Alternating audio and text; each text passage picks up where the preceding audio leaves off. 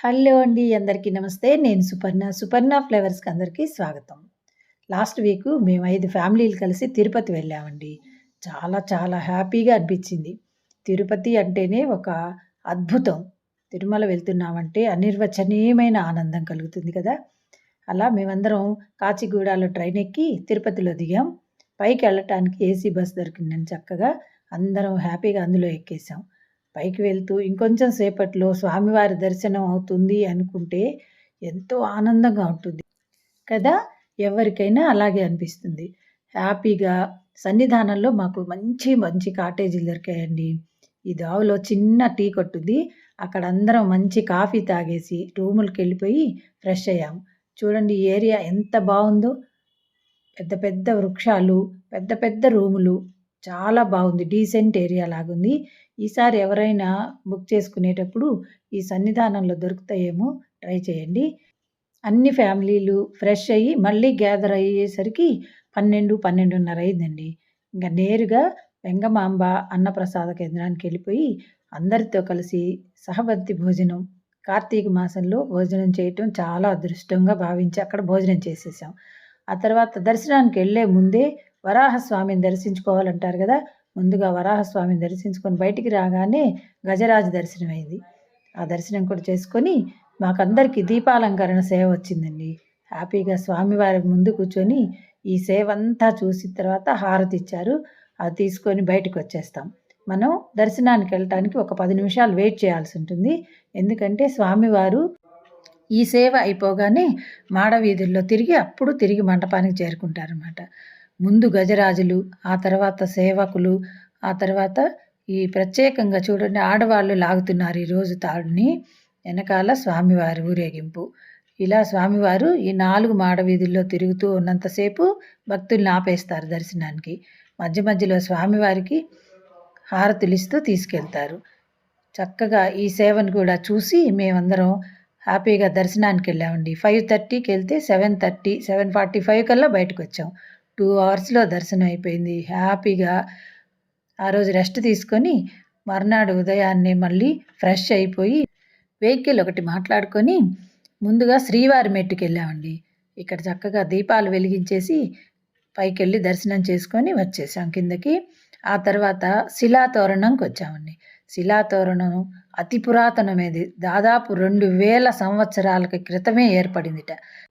స్వామివారు వివాహం చేసుకున్న తర్వాత అమ్మవారితో కలిసి ఈ శిలాతోరణం కింద నుంచే తాను వెలిసిన చోటికి ప్రయాణం చేశారని చెప్తారు. స్వామివారి మహిమ వల్లనే ఈ శిలాతోరణం ఎన్ని ఆటుపోట్లు వచ్చినా కింద ఏ బేసు లేకుండా అలా నిలబడి ఉంటుందని, ఇది స్వామివారి మహిమేనని చెప్తారు. ఈ చుట్టుపక్కలంతా చూడండి ఎంత డెవలప్ చేశారో. చాలా బాగా చేశారండి టీటీడీ వాళ్ళు. ఇక్కడ చూడండి దశావతారాలను ప్రతిష్ఠించారు. బుజ్జి బుజ్జి విగ్రహాలు చూడముచ్చటగా ఉన్నాయి. చాలా అందంగా ఉన్నాయండి ఈ విగ్రహాలు. చక్కగా దశావతారాలన్నిటినీ ఒక లైన్‌లో పెట్టారు. వీటి తర్వాత వీటి ఎదురుగా ఉన్న ప్రదేశాలన్నీ కూడా అక్కడక్కడ దేవతా విగ్రహాలు, మధ్య మధ్యలో పూల చెట్లు. ఇప్పుడు ఏదో గడ్డి క్రాప్ చేశారట. లేదంటే ఇదంతా పచ్చగా ఉంటుందట. పర్యాటకుల్ని బాగా ఆకర్షిస్తున్నాయండి ఇవన్నీ. మీరెవరైనా ఇక్కడికెళ్తే ఈ ప్రదేశాన్ని తప్పకుండా చూడండి. మామూలుగా తిరుపతి వెళ్ళాము అంటే స్వామివారిని దర్శనం చేసుకోవటం, అమ్మవారి దర్శనం చేసుకోవటం, తిరిగి వచ్చేయటం. అలా కాకుండా మేము ఈసారి 5 ఫ్యామిలీలు కొంచెం లీజర్‌గా వెళ్ళామండి. అందువల్ల ఈ ప్రదేశాలన్నిటిని బాగా చూడగలిగాం. ఈ పక్కనే పక్షుల కేజ్ కూడా ఉంటుందండి. అందులో రకరకాల పక్షులు, నెమళ్ళు అవన్నీ కూడా ఉన్నాయి. అయితే మేము వెళ్ళిన టైంలో అవన్నీ పడుకొని ఉండటం వల్ల వాటన్నిటిని ఫోటోలు తీయలేకపోయాను. ఆ తర్వాత పక్కనే చక్రతీర్థం కూడా ఉంటుందండి. అవి కూడా దర్శించుకున్న తర్వాత మాకు ఈ సన్నిధానం పక్కనే నైవేద్యం అనే హోటల్ ఉంది. చాలా బాగుంది ఈ హోటలు. దీనిలో లోపలికి ఎంటర్ అవ్వగానే స్వామివారి దర్శనం. లోపలంతా యెల్లో కలర్‌లో కనిపిస్తుందండి. టేబుల్ ఏమో యెల్లో కలరు. ప్లేట్లు, కప్పులు, గ్లాసులు ఇవన్నీ ఇత్తడి అనుకుంటా అండి. మంచి యెల్లో కలర్‌లో ఉన్నాయి. వాష్ బేసిన్‌లు కూడా ఇత్తడివి పెట్టేశారండి. ఈ బర్డెన్ అంతా మన మీదే పడుతుందనుకోండి. ఆ తర్వాత మాట చూడటానికి బాగుంది. ఆ తర్వాత నెక్స్ట్ డే ఎర్లీ మార్నింగ్ లేచి కాళహస్తి బయలుదేరామండి వెహికల్ తీసుకొని. స్వర్ణముఖి తీరంలో కొలువై ఉన్న కాళహస్తీశ్వరుని దర్శించుకోవటానికి కాళహస్తి చేరుకున్నాం. పొద్దున్నే వెళ్ళాము. కాఫీ తప్పితే ఏ టిఫిన్ చేయకుండా ఫ్రెష్‌గా ఎళ్ళాం కాబట్టి, కార్తీక మాసం అందున మహాక్షేత్రమైన కాళహస్తి ప్రదేశంలో ఉన్నాము. గుడికి ముందు ఉన్న ప్రాంగణంలో చెట్ల కింద 365 ఒత్తులు భర్తలతో కలిసి ఈ దీపారాధన చేయటం అదృష్టంగా భావిస్తున్నాం.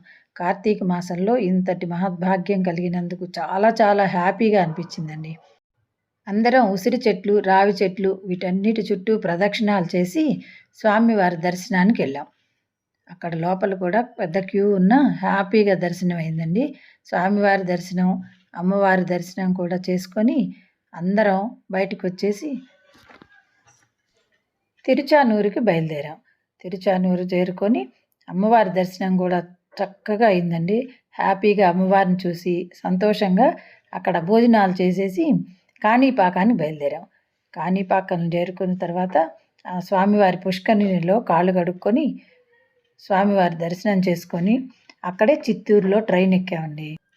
దైవ దర్శనాలన్నీ చక్కగా అవటం వల్ల అందరం ఫ్రెండ్స్ కలిసి వెళ్ళటం వల్ల బాగా ఎంజాయ్ చేసాం ఈ ట్రిప్‌ని. ట్రైన్‌లో ఎక్కాక చూడండి, మనం చిన్నప్పుడు ఆడుకునే రాముడు సీత ఆట అది మొదలుపెట్టారు.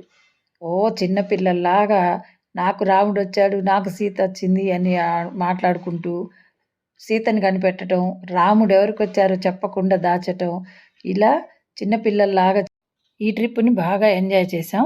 మీరు ఎలా ఎంజాయ్ చేశారు మీరు తిరుపతి వెళ్ళినప్పుడు? తప్పకుండా కామెంట్స్ రూపంలో తెలియజేస్తారుగా. Thank you for watching.